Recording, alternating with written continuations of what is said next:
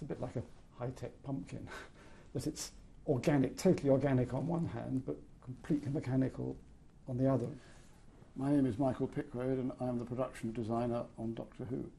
Well, we needed a new TARDIS chiefly because it had to move from up a boat where the studios were down to the bay in Cardiff, and the other one couldn't move, which seems strange. The TARDIS shouldn't just move when you tell it to move, but realities are somewhat different, and so we had to start again. Well, I suppose there was a sense of some alarm as to think, how on earth do you start building a TARDIS? Yes, it's a spaceship. Yes, it's bigger on the inside. No, I don't have time to talk about it.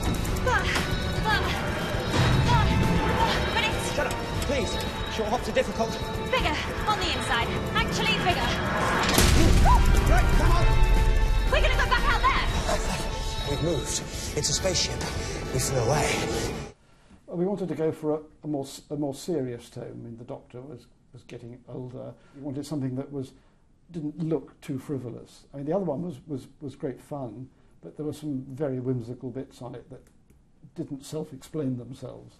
And so we just wanted something that, when you walked into it, you'd say to yourself, this could fly.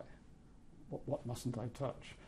Stephen Moffat was very keen that the next TARDIS should be sort of more technical in fields like the give it like high-tech architecture, sharp and precise. Here you can see the sketches of the time rotor and some of the early versions of the console.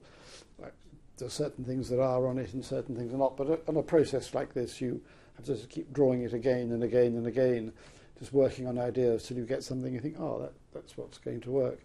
And this is another element. This is from the Hadron Collider, but this was one of the inspirations for the inside of the time rotor, because it was just scintillatingly precise. You just feel it must do something wonderful. We measured up the old TARDIS and realised that actually it was an awful lot more volume than you could actually use. The space that it occupied was actually enormous, but you couldn't actually get to most parts of it.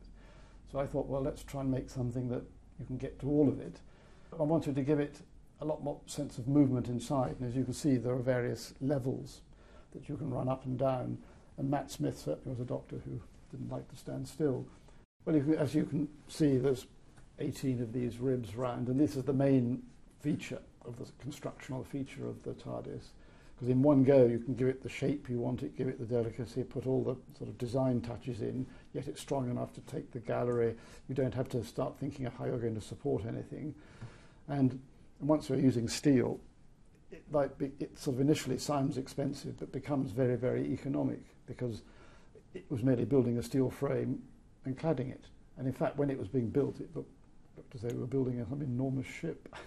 On the base of the model, you can see it's the planned view of the TARDIS as drawn when I was first sketching it out. Making the model was very useful just to prove that you wouldn't hit your head when you ran down the stairs, because they spiral down in a sort of Escher-like fashion. And so it was, it's quite tight, but it's very comfortable. There's no way that you would actually hit your head. But you can't have a TARDIS without a six-sided console. It wouldn't be a TARDIS, would it? So, and it's got to have lots of levers on it. And so we made 6 segments, rather like as if there were 6 individual ways you could fly the TARDIS if you needed to. If one broke down, you could go to another one, or one could do something a bit better than another if necessary.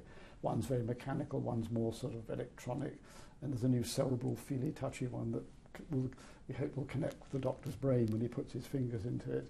Unlike all the other TARDISes, we thought we'd make the top of it actually do something. And so we had 2 rings, and we managed to make it so that when you turn it on, all the rings contra-rotate.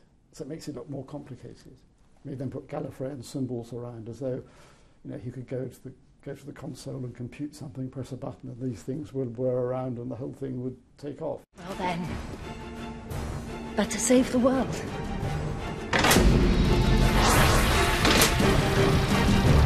Without the TARDIS, there isn't a Doctor. It was there from the very first thing, and I think in a way it's the magic box that gets him about, that does half the tricks that he does.